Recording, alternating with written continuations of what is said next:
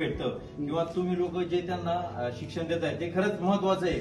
नाहीतर काही दिवसांनी गावची जी जीवन पद्धती आहे त्या सगळ्या गोष्टी संपत जातील आणि परत पुन्हा सुरुवातीपासून आपल्याला चालू करावं लागेल. त्यामुळं मुलांना ह्या भाषेमध्ये किंवा हे जे आपण चित्र वगैरे काढून ह्या त्यांच्या लँग्वेजमध्ये त्यांना शिकवतोय हे खूप फायदेशीर आहे किंवा खूप महत्वाचं आहे त्यांना, कारण त्यांची तेवढी स्किल असते का तेवढं ग्राफ्स करण्याची.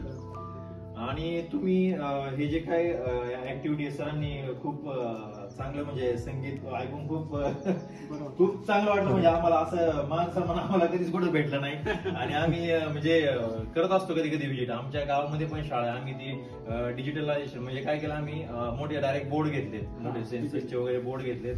तर पण त्या क्वालिटीमध्ये ज्या क्वालिटीमध्ये आम्हाला वाटतं शिक्षण भेटावं वगैरे म्हणजे त्या त्यांच्या पद्धतीने प्रयत्न करत असतात. पण तुमचा खूप चांगला उपक्रम आहे हा. तुम्ही तुमचे सगळे एफर्ट्स मुलांमध्ये लावतात, मुलं पण शिकतील. आणि मुलांना मला एक सांगायचंय की शिक्षण खूप महत्वाचं आहे पुढच्या जीवनामध्ये, की एज्युकेटेड होणं खूप महत्वाचं आहे. जर आपण एज्युकेटेड नाही झालो तर आपली जी पुढची पिढी असेल किंवा जी टेक्नॉलॉजी असेल तर ती आपल्याला खूप पाठीमागं सोडून जाईल.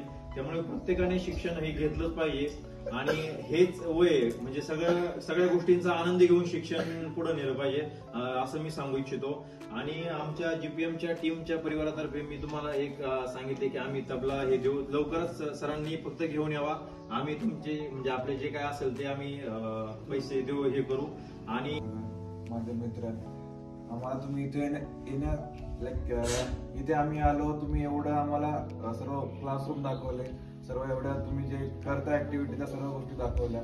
म्हणजे एवढं सर्व बघून असं वाटलं की यार आम्ही पण अशाच शाळेत शिकलेलो. जसं माझ्या मित्राने सांगितलं की जिल्हा परिषद शाळेत शिकलेलो, आमची शाळा पण तीच होती. आम्ही पण लहान जेव्हा होतो तेव्हा 4वी-5वी पर्यंत आम्ही अशा शाळेत शिकलो. सो एवढ्या सर्व गोष्टी आमच्यावेळेस नव्हत्या ज्या आता तुम्ही देताय. जसं संगीत आहे, बाकीच्या गोष्टी आहे, टीव्ही वगैरे आहे, बाकी ज्या ऍक्टिव्हिटी होतात ह्या ऍक्टिव्हिटी कधीच होत नव्हत्या. आम्ही आता सरांनी सांगितलं की जेव्हा तुम्हाला अर्धा तास ब्रेक भेटतो, अर्ध्या तासामध्ये पोरं काय करतात, शिकतात, नवीन ऍक्टिव्हिटी शिकतात. आम्ही काय करायचो, डायरेक्ट खेळायला जायचो.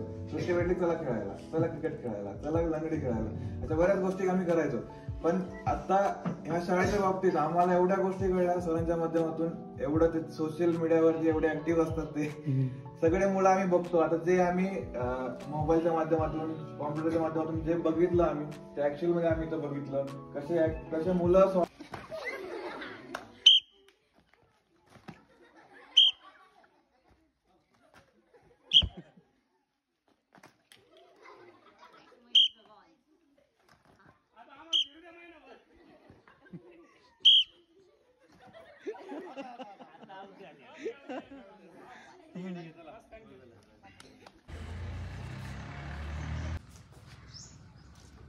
ओके ना.